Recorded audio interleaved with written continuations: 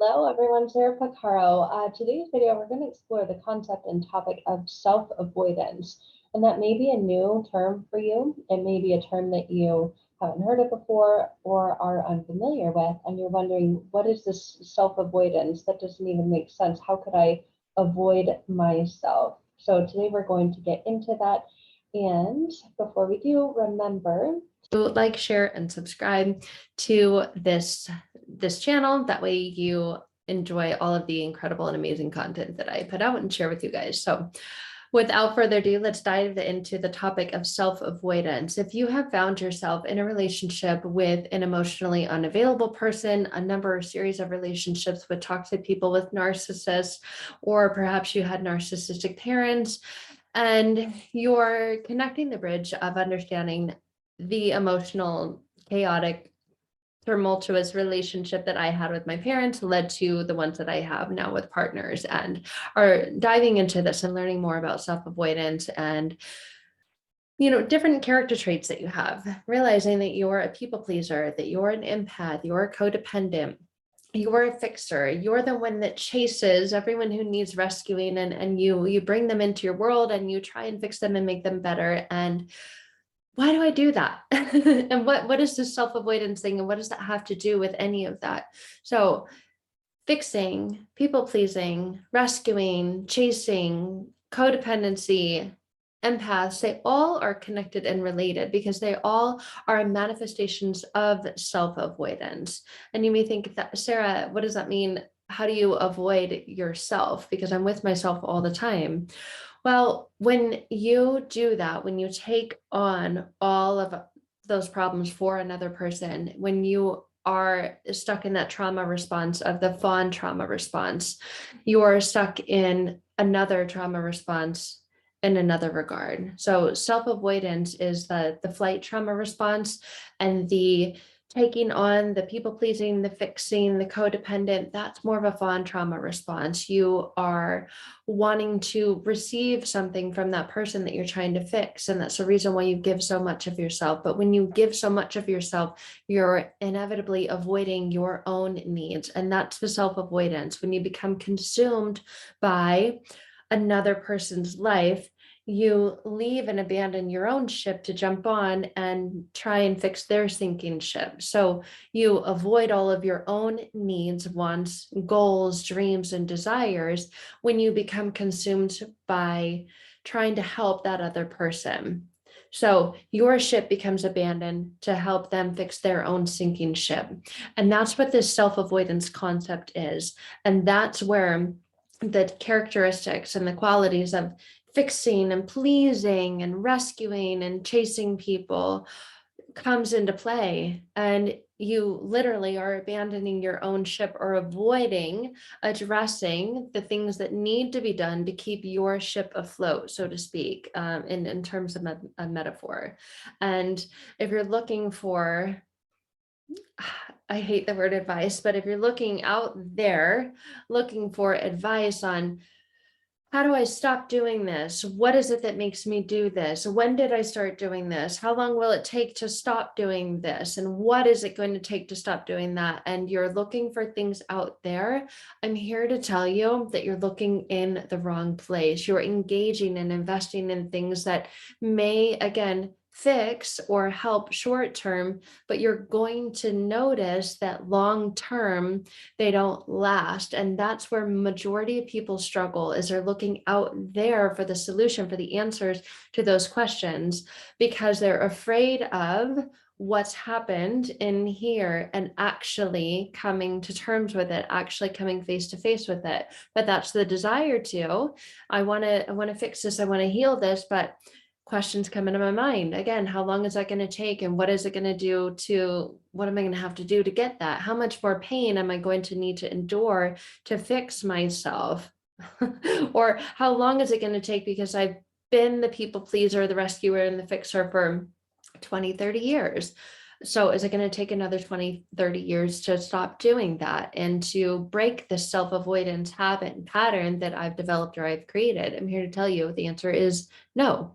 Absolutely not. But that's the first thing that you're told to do when you find out and you become aware that you've gotten caught up in that cycle is you're told, well, just turn the camera lens around, right? You've been out there searching for sinking ships and then abandoning your ship to go try and help them fix theirs to avoid it from sinking. And you need to turn that camera lens around and focus it on yourself and really just stop doing that. How do you stop doing that? If there's internal programming that has been established and is deeply rooted from childhood that has you feel that it's okay, and this almost this impulsiveness and this urge to leave yourself to go help fix, rescue, please, and chase other people. How do you just turn the camera lens around and focus it on yourself and not feel that urge to abandon your own ship? Because and you're told if you do, then you can expect to reclaim your power and you will face yourself, you'll heal yourself, and then you'll reclaim your power, because all of that, the fixing, the pleasing, the rescuing, the chasing, has been a representation of you giving your power away. So if you turn the lens around, you don't abandon your ship for other people sinking ships, and you'll reclaim your power. But most people have been doing that for so long, and when they become aware that they've been doing that and aware of the damage that it's caused them and to other people, because if you do that to them, you're just, to use another metaphor, fishing for them, not teaching them how to fish. So they're always going to be dependent on you to rescue them and save them because they are not doing it for themselves. And so you've enabled them to not have to do it for themselves, not have to care about learning, not have to take any responsibility for themselves, to not do that. You've allowed them to put that all on you. And so it's become this really toxic dynamic that you've gotten yourself caught in. So most people will say, well, to do that, right? Make your own life, make your own self your highest priority, and make fulfilling your needs, wants, goals, dreams, and desires number one. But that probably feels so unnatural to you. It more than likely feels so wrong for you to do that. You don't know how to do that. You don't know where to begin. And even the thought of doing that causes a lot of guilt, a lot of pain, a lot of internal conflict, a lot of frustration, a lot of, I know I should be doing that and I should be able to do that, but I can't. So there must be something wrong with me. So it leads you into this spiral of thinking and believing that there's something wrong with you, when that further perpetuates a belief that's already there. So that's the problem with it. And a lot of this comes up and presents as anxiety. A lot of the people that I connect with and I work with say that I'm just so anxious, I'm just so worried all the time. And then that leads to anxiety provoking habits, behaviors, right? To emotional eating, to picking at themselves, to nail biting, to procrastination, to avoiding things, to fear, to an inability to sleep well and to sleep easily because your mind won't turn off. And people who are primarily anxious in their relationship style, the relationship style that they have with themselves and the relationship style that they have with others, they feel anxiety around what to say, anxiety about the judgments that they perceive that other people are having of them, most likely will be avoidant of themselves. So that's the self-avoidant. They're avoidant of themselves. They don't take care of themselves. They don't put themselves first. They're avoidant in taking care of and addressing and honoring their own needs. So there's anxiety and then there's the self-avoidance. So when that's present, what happens is obsessive thoughts, intrusive thoughts come into the person's mind, and they become obsessive and of thinking about what other people are thinking about and worried about what those other people are thinking about, including what decisions they're going to make, what thoughts they're going to have about them, what emotions that they're going to feel, what behaviors they're going to have towards them. And they want to avoid the painful ones, or the ones that they think will lead to causing any pain for that person and for themselves. So in this, inevitably, you avoid yourself And it just becomes all about them. I just want to make sure that they're happy. I just want to make sure that they're not mad at me. I don't want to rock the boat. It all becomes about them. And that is a sign of self-avoidance. And the biggest problem with all of that is when we avoid ourselves, we lose ourselves in the relationship. And when you're lost in the relationship, you're left feeling powerless. You're left feeling drained. You're left feeling exhausted. You're left feeling emotionally hung over because you've been doing all these things, the fixing and the pleasing and the chasing, to try and create a particular emotion or feeling within that other person while avoiding your own. And that's a lot of work. It is a lot of work. And chances are you're doing that among real work, right? Among your real job. And so you're left feeling emotionally drained, emotionally hung over. It's like when you wake up with an actual hangover from a night of binge drinking and you wake up with a headache. You can get physical representations and manifestations of this. Migraines, headache, you can feel pressure, you can feel tension behind your eyes. Your body can begin to shake because it can't take it anymore. It feels out of control. So where does all this come from? And to go back to all those questions, when did this start happening? Where did this come from? How long will it take to overcome this, to fix this, to change it? What will it take to do all that? Well, it was conditioned and rooted in childhood and is now rooted in an attempt to feel what you wanted to feel and what you needed to feel then. It's rooted in an attempt to feel loved, to feel significant to someone else, to feel a sense of positive connection. And oftentimes it was rooted in a connection, but a negative one. And so coping mechanisms and defense mechanisms were learned to try and avoid those painful, heavy feelings and try and shift and change them. And in doing that, you had to avoid yourself. That's the self-avoidance. So it comes from a critical core human need, the need to be loved, the need to be accepted, the need to be understood, appreciated, seen, heard, the need to feel important, to belong, to feel connected. And when there's someone that we're in a relationship with, or, even if we don't like that person, say it's a toxic parent, you're still in some kind of relationship with them. When someone is that you care about has such a powerful force and experience in your life, so many people will do anything to get that need met.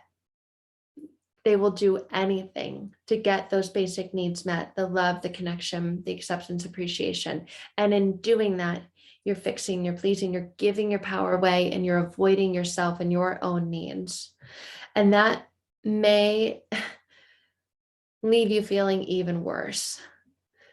And chances are over time, you've just been left feeling worse. You've just been left feeling like a dish rag that's just twisted up, thrown and tossed to the side, completely used, completely neglected, unappreciated, because you have been neglecting and failing to appreciate yourself and to honor yourself. So how do you get filled back up?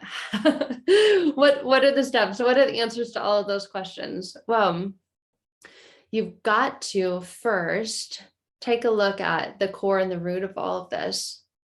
Not necessarily go back to all the times from your past and your childhood and your upbringing, but taking a look at the beliefs that you have developed about yourself.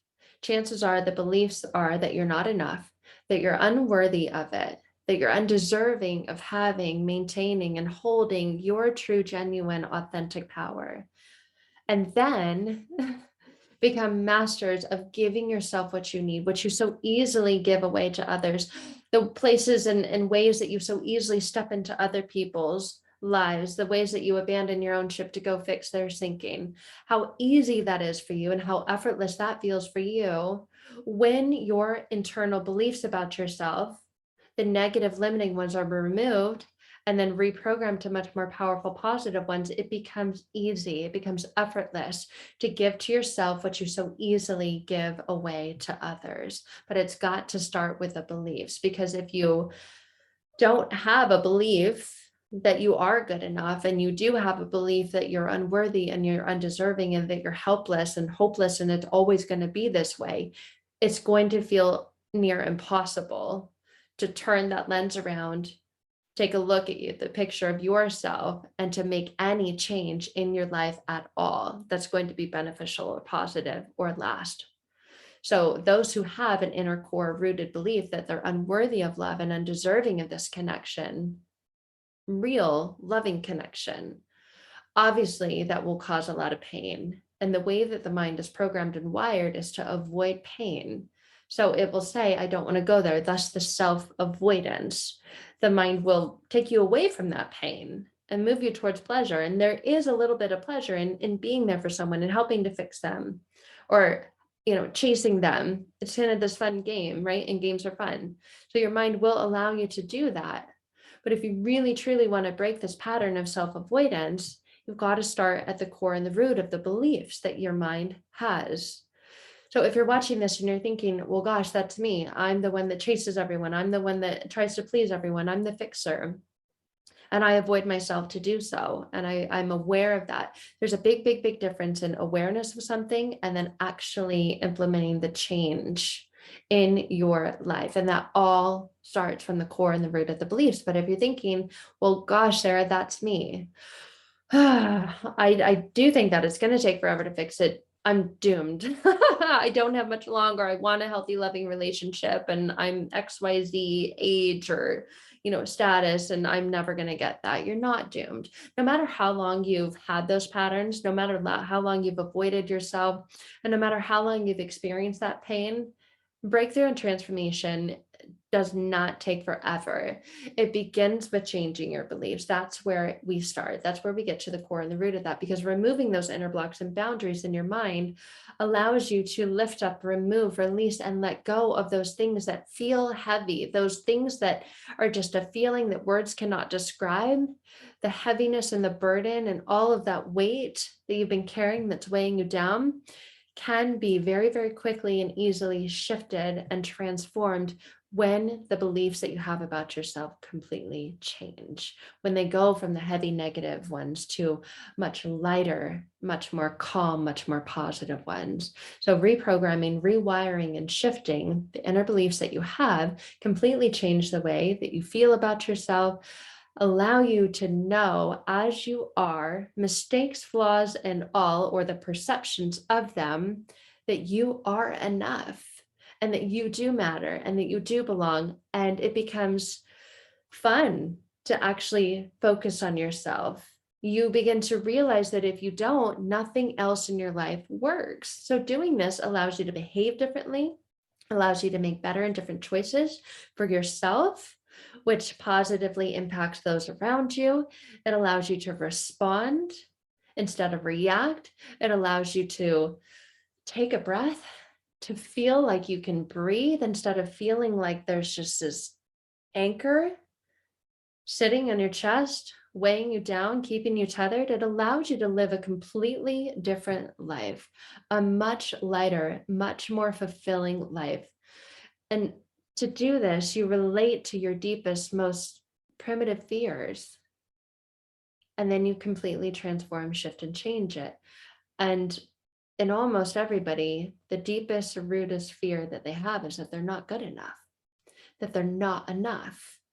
And when you connect with that, you remove that and you replant a deeply rooted belief that you are enough. In that space, everything changes. So once your beliefs are different, your focus, your thoughts will be directed and aligned towards living a fulfilling life and towards loving, filling your cup up first so that you can connect in kind, caring, loving ways with yourself so that you don't abandon your own ship. And then, and only then, do you feel it's okay to step out and then help and serve others. But if you're doing that and avoiding taking care of your own homestead, your own ship, you're doing that in ways that don't serve you, you're going to get back feelings of resentment, feelings of frustration, feelings of confusion, feelings of anger. So to completely shift and turn that around, you got to start at the core and the root of your beliefs. And when you do that, you live in such a way that gives your life so much meaning, so much purpose, and so much pleasure. So if you're ready to do that, I would love to connect with you. I would love to talk to you about transformational healing and how quickly you can do just that, because you deserve all of that.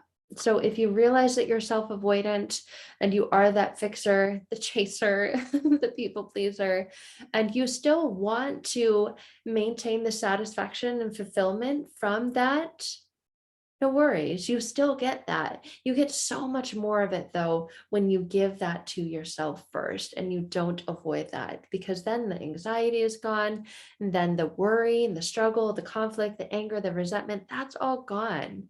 And what you're left with is a full cup of beauty, of joy, passion, of happiness, all of those really beautiful, wonderful, high vibrational, energetic codes, right? If you've learned anything about the emotional scale or the energy scale, you're living in the top of that. You're not stuck, anchored, or tied and tethered to the bottom of it anymore.